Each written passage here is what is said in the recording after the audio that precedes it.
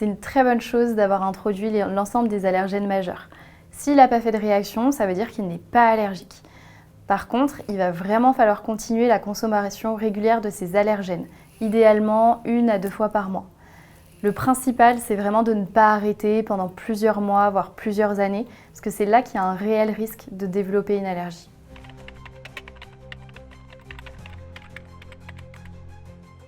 Oui, c'est vraiment indispensable.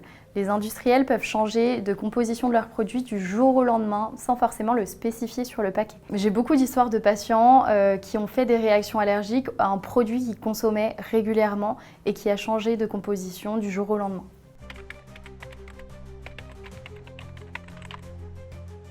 Oui, bien sûr. Le type de réaction va dépendre du seuil de tolérance et de la quantité d'allergènes ingérés. Par exemple, un enfant qui a un seuil de tolérance très bas à un aliment peut faire une réaction légère à un aliment parce qu'il a uniquement ingéré des traces ou qu'il a directement recraché l'aliment. A l'inverse, un enfant qui est un peu moins allergique et du coup qui va avoir un seuil de tolérance plus élevé va pouvoir faire une réaction sévère parce qu'il a ingéré une grosse quantité d'allergènes. Non, c'est vraiment la réaction allergique qui va permettre de confirmer une allergie. La prise de sang, elle va doser les immunoglobulines E, donc c'est les IgE, dans le sang. Si les IgE sont positifs, ça ne veut surtout pas dire que l'enfant est allergique. On va dire qu'il est sensibilisé. Les IgE, en fait, elles vont nous aider à estimer si l'enfant risque d'être allergique ou pas. Par exemple, on peut comparer les IgE d'un aliment que l'enfant mange sans problème avec les IgE d'un aliment qu'il ne mange pas, ou comparer les IgE spécifiques d'un aliment avec les IgE totales qu'il y a dans le corps. Et ça va nous aider à estimer si l'enfant est allergique ou pas. Mais c'est vraiment l'allergologue qui va interpréter ça. Il existe 2 types d'allergies. On a premièrement l'allergie IgE médiée. Donc elle va survenir dans les 2 heures après ingestion d'un aliment. Elle peut avoir des symptômes comme l'œdème, le prurite, donc quand ça gratte, l'urticaire, la toux, la rhinoconjonctivite allergique, le malaise, la gêne respiratoire. On a aussi l'allergie non IgE médiée qui va survenir entre 2 heures et plusieurs jours après l'ingestion d'un aliment. Donc ça va être des symptômes du type augmentation de l'eczéma, douleur abdominale, reflux gastro-œsophagien, vomissement en jet, diarrhée, malaise. Cette allergie non IgE médiée, elle ne va pas être diagnosticable par une prise de sang. Seul un régime d'éviction va permettre de confirmer l'allergie.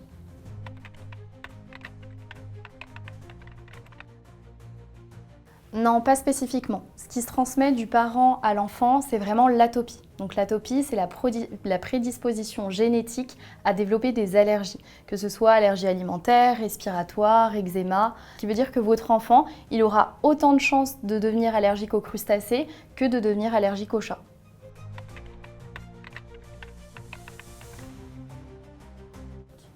Non, il ne faut surtout pas que vous arrêtiez de consommer les aliments auxquels il est allergique. La seule raison de le faire, ce serait qu'il réagisse après l'allaitement. Mais ça, c'est extrêmement rare.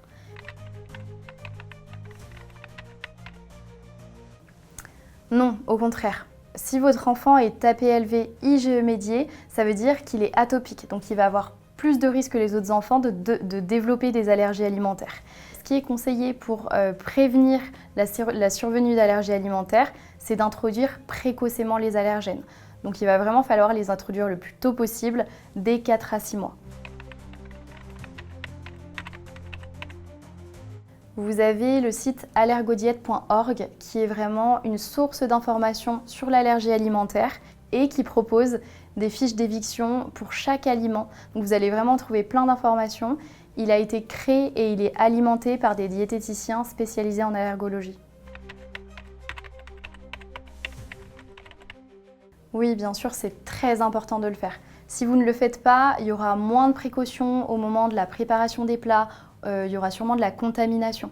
Si vous le faites, vous allez protéger votre enfant et vous allez peut-être habituer le restaurateur à l'allergie alimentaire en fait. Du coup, il va faire plus attention et éventuellement développer des choses pour les allergiques alimentaires. Alors que si personne n'ose dire qu'il y a une allergie alimentaire, ça ne va pas être banalisé et ça va être problématique pendant encore des années.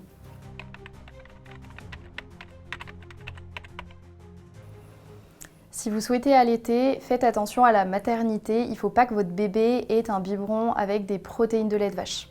Si c'est le cas, il va falloir continuer à lui proposer quotidiennement environ 10 ml de lait de vache pour qu'il ne devienne pas allergique.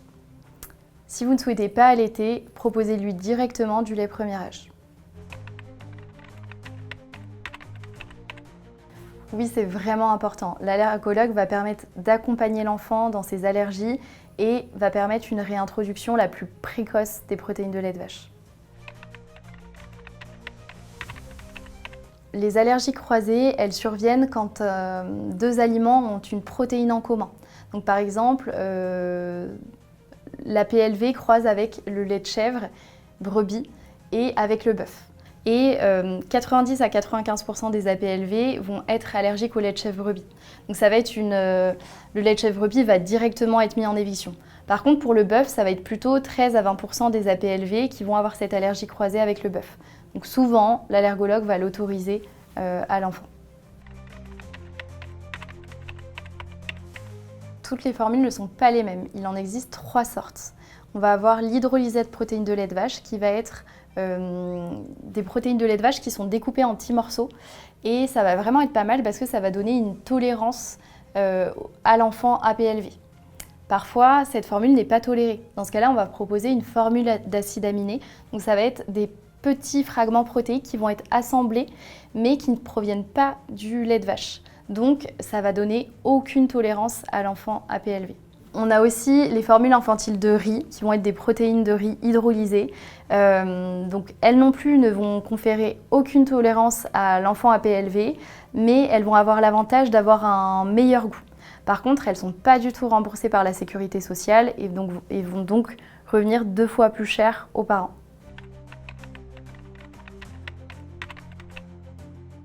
En effet, il ne faut pas traîner avant de commencer à réintroduire le lait de vache, mais il faut le faire accompagner. En fait, le risque, si on traîne trop, c'est que les IgE vont augmenter. Donc un enfant APLV IgE médié va devenir IgE médié plus sévère et un enfant APLV non IgE médié va pouvoir devenir IgE médié.